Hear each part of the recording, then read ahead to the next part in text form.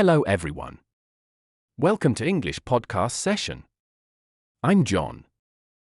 And I'm Amelia. Today, we're diving into a topic that's more relevant than ever: digital privacy. How safe are we online? That's right, Amelia. With all the technology we use daily, it's easy to forget how much personal information we're sharing. Exactly. From social media to online shopping, we leave a digital trail that companies and even hackers can track. And today, we'll explore what digital privacy means, the risks involved, and how we can protect ourselves. John, let's start with the basics. What do we mean by digital privacy? Great question, Amelia. Digital privacy refers to the ability to control your personal information and how it's used online. So it's like keeping your private life private even in the digital world. Exactly. Think about your emails, social media posts, or even the websites you visit. Without safeguards, this data can be accessed or exploited. That's unsettling. Many people don't realize how much data they share online, even when doing something simple like signing up for a newsletter. True. And this is where terms like data mining or surveillance capitalism come into play. Oh, good terms. Let's break those down later in our vocabulary section. Now, Amelia, let's talk about the risks. What happens when our digital privacy is compromised?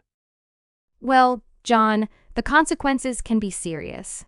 For example, cybercriminals can steal your identity or financial information. Absolutely. And sometimes, companies collect data without users fully understanding how it's being used. You're talking about those long terms and conditions nobody reads, right? Exactly. Many of us just click agree and move on. Let's not forget about targeted ads. Ever notice how you search for something and suddenly ads for it pop up everywhere? Yes. That's because companies track our browsing habits. It's convenient, but it's also a little creepy. All right, listeners, it's time for a quick vocabulary break. These terms are essential to understand the world of digital privacy. Let's dive in. The first term is data mining. Data mining is the process of analyzing large amounts of data to find patterns or useful information. For example, when you shop online, companies might analyze your purchase history to recommend similar products. So if you buy a book on gardening, you might suddenly see ads for plant seeds or tools. It's helpful, but it also shows how much data is collected about you. Next up, encryption. Encryption is a method of securing data by converting it into a code, so only authorized people can access it. For example, when you send a message on an app like WhatsApp, it uses end-to-end encryption. That means only you and the recipient can read the message, not even the app's developers can see it. Encryption is like sending a letter in a locked box, and only the recipient has the key. The next term is phishing. Phishing refers to scams where attackers trick you into sharing sensitive information, like passwords or credit card details. A common example is receiving an email that looks like it's from your bank, asking you to click a link and update your account information. But the link actually leads to a fake website. Always check the email sender's address and never click on suspicious links. Next is two-factor authentication. Two-factor authentication is a security process that requires two types of identification to access an account. For example, when you log into your email, you might enter your password first. Then, you receive a code on your phone that you also need to enter. It's like having two locks on your door. Even if someone steals your password, they can't get in without the second factor. Last term is cookies. Cookies are small files that websites store on your device to remember your preferences or login details. For instance, when you visit an online store, cookies help the site remember the items you added to your cart, even if you leave the page. But be careful, some cookies track your activity across websites, which can compromise your privacy. That's why it's a good idea to clear your cookies regularly. And that's our vocabulary break. Now, back to the discussion. So, Amelia, what can we do to protect our personal information online? A lot, John. For starters, use strong, unique passwords for each account. Yes, and consider using a password manager to keep track of them. Yeah, use strong, unique passwords for each account. And if remembering them is too hard, try a password manager. It stores and organizes all your passwords securely. Another tip: enable two-factor authentication wherever possible. It adds an extra layer of security. And don't overshare on social media. Avoid posting personal details like your address or vacation plans. It's tempting to post vacation pictures while you're still on holiday, but it's safer to wait until you're back. Good point. Also, regularly review your privacy settings on apps and websites. One more: be cautious with public Wi-Fi. Use a VPN to protect your data when browsing on public networks. Another thing: be cautious with emails and links. If something looks suspicious, don't click on it. Yes. Many phishing scams look convincing, but there are usually small signs, like typos or odd email addresses, that give them away. These steps might seem small, but together, they make a big difference. Before we wrap up, let's share a detailed story that highlights why digital privacy is so important. Sure, Amelia. This is the story of Emma, a young entrepreneur who ran a successful online store. Emma loved using social media to promote her business, sharing updates about her life and work regularly. Emma also had a habit of using the same password for all her accounts because, like many of us, she thought it was easier to remember. She never gave much thought to online security. One day, Emma clicked on a link in an email that looked like it came from her payment processor. The email said there was an issue with her account and she needed to log in to resolve it. Unfortunately, the email was part of a phishing scam.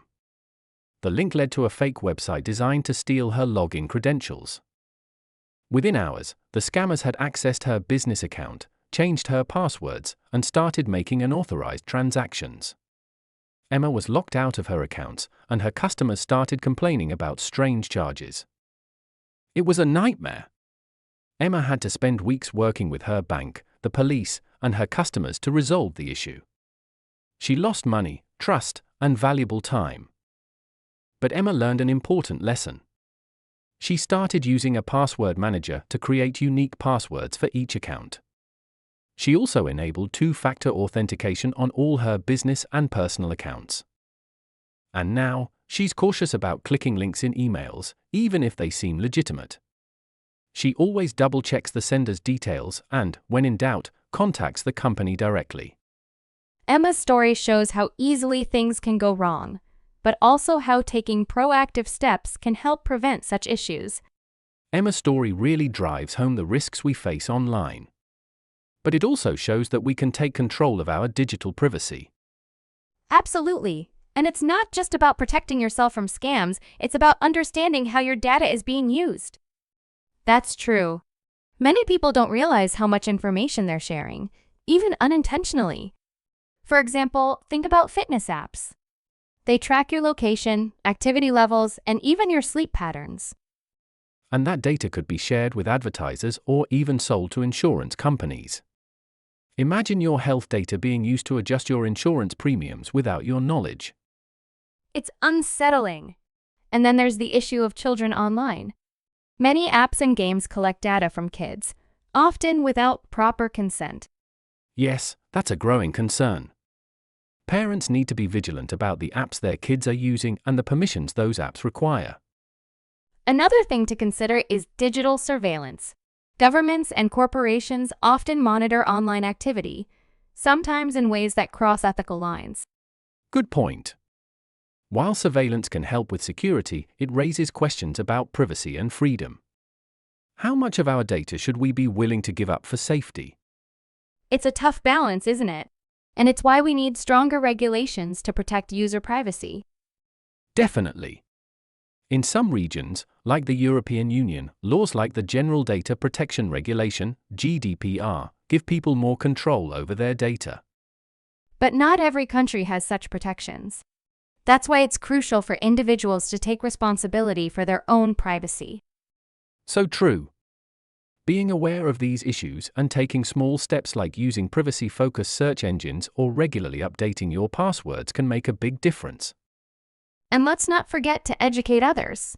Talk to your family and friends about digital privacy. The more people understand, the safer we'll all be online. Digital privacy is a complex and evolving issue, but taking control of your data doesn't have to be overwhelming. That's right. With a little effort, you can protect your personal information and reduce the risks of being online. Thank you for joining us on English podcast session. We hope today's discussion has been insightful. And remember to subscribe for more episodes where we break down important topics just like this one.